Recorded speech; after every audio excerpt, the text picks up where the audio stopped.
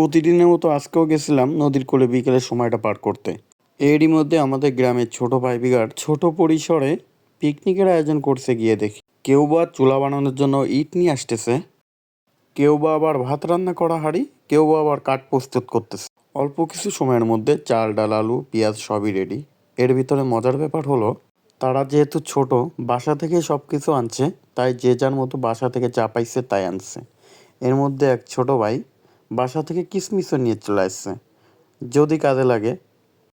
আসলে তারা এখনো ছোট, তাই বুঝে উঠতে পারে নাই। যদিও এই ভুলগুলো আমাদের ছোটবেলায় প্রতিনিয়ত একটা রুটিন ছিল। তাছাড়া এই মধুমাখা বিকেল, গৌরবময় স্মৃতি একদিন তারা খুব মিস করবে, যেটা এখন আমি আপনি মিস করতেছি।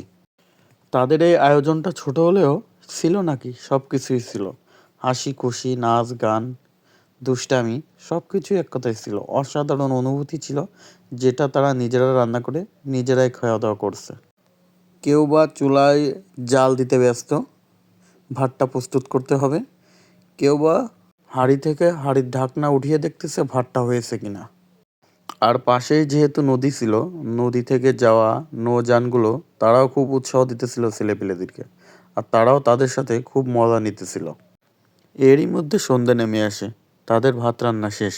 তাদের আয়োজনটা যেহেতু ছোট পরিসর ছিল, তাই তারা সিদ্ধান্ত নেয় তারা কলার পাতায় খাবে। তাই আমি কিছু কলার পাতা গাছ থেকে পেড়ে পাতাগুলো সুন্দর করে ধুয়ে এভাবেই হাত দিয়ে তাল পাতার মতো করে বানিয়ে দিই, যাতে তাদের খেতে অসুবিধা না হয়। আর তাদেরকে খাবার পরিবেশন করার দায়িত্বটাও আমি নিই। আসলে খাবারগুলো যেহেতু তারা নিজেরা রান্না করছে, তাই খাবারগুলো খেয়ে তারা খুবই খুশি। সবাই বলতেছিল, ভাই অনেক টেস্ট হয়েছে, অনেক সুন্দর হয়েছে।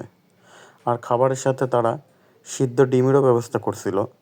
দিন শেষে তাদের মুখের ওই হাসিটা আসলে দেখার মতো ছিল।